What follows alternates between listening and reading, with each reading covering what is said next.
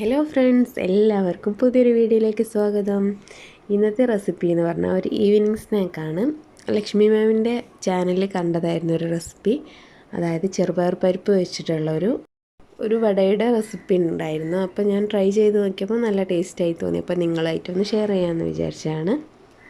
അതിനെ ആദ്യം തന്നെ ഞാനിവിടെ 2 കപ്പ് ചെറുപയർ പരിപ്പ് എടുത്തിട്ടുണ്ട്. നമ്മൾ പായസമൊക്കെ വെക്കുന്ന ആ ചെറുപയർ പരിപ്പ് തന്നെ ഇത് നല്ലപോലെ കഴുകിയെടുക്കണം. കഴുകിയെടുത്തതിന് ശേഷം ഇത് കുറച്ച് വെള്ളം ഒഴിച്ചിട്ട് കുതിരാൻ വെക്കണം. ഒരു 2 മണിക്കൂറോളം കുതിരാൻ വെക്കാം. ഒരു 2-2.5 മണിക്കൂറിന് ശേഷം ഞാൻ വെള്ളമൊക്കെ വാർത്തെടുത്തിട്ടുണ്ട്.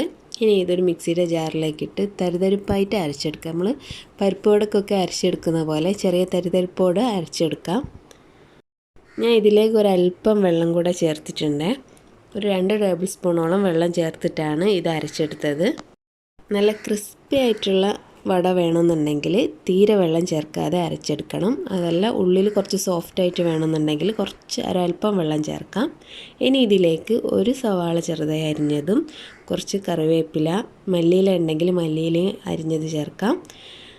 അതുപോലെ തന്നെ കുറച്ച് ഇഞ്ചി ചെറുതായി അരിഞ്ഞതും വെളുത്തുള്ളി ചെറുതായി അരിഞ്ഞതും, 2 പച്ചമുളക്, 1 ടീസ്പൂണോളം ഉണക്കമുളക് പൊടിച്ചത്, ചില്ലി ഫ്ലേക്സ്, പിന്നെ ആവശ്യത്തിനുള്ള ഉപ്പും ചേർത്ത് നല്ലപോലെ മിക്സ് ചെയ്തെടുക്കാം.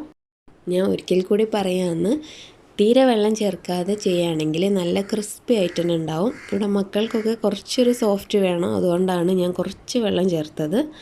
ഉള്ളിൽ കുറച്ചൊരു സോഫ്റ്റ് ആവും, എന്നാൽ പുറമേ നല്ല ക്രിസ്പി ആവും.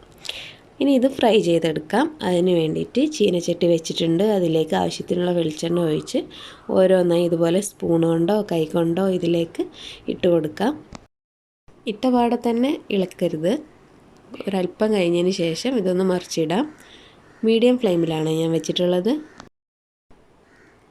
ഇതിപ്പോൾ ഞാൻ തിരിച്ചിട്ട് കൊടുക്കുന്നുണ്ട്. ഇനി 2 സൈഡും ഇതുപോലെ ഫ്രൈ ആക്കി എടുക്കാം. ഇതൊക്കെ സെപ്പറേറ്റ് ആക്കി എടുക്കാൻ പറ്റും നമുക്ക്, ഒരുമിച്ച് കൂടി കിടക്കുന്നുണ്ടെങ്കിലും. ഇതായിപ്പം ഫസ്റ്റത്തെ ബാച്ച് റെഡി ആയിട്ടുണ്ട്. ഇത് നമുക്ക് എണ്ണയിൽ നിന്ന് കോരി മാറ്റാം. നമ്മളെ പരിപ്പ് വടയുടെ ചെറിയൊരു സ്മെല്ലൊക്കെയാണ് വരുന്നത്, പക്ഷേ ടേസ്റ്റിൽ കുറച്ചൊരു വ്യത്യാസമുണ്ട്.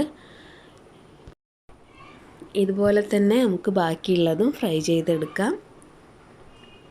എളുപ്പത്തിലുണ്ടാക്കാൻ പറ്റുന്ന ഈ ഒരു സ്നാക്ക് നിങ്ങൾക്ക് ഇഷ്ടപ്പെട്ടെന്ന് വിചാരിക്കുന്നു. ഇഷ്ടമായാൽ ലൈക്ക് ചെയ്യാനും ഷെയർ ചെയ്യാനൊന്നും മറക്കരുത്. അതുപോലെ തന്നെ ചാനൽ സബ്സ്ക്രൈബ് ചെയ്തിട്ടില്ലെങ്കിൽ സബ്സ്ക്രൈബ് ചെയ്യാനും അതിനടുത്തുള്ള ഓൾ എന്ന ബട്ടൺ പ്രസ് ചെയ്യാനും മറക്കരുത്.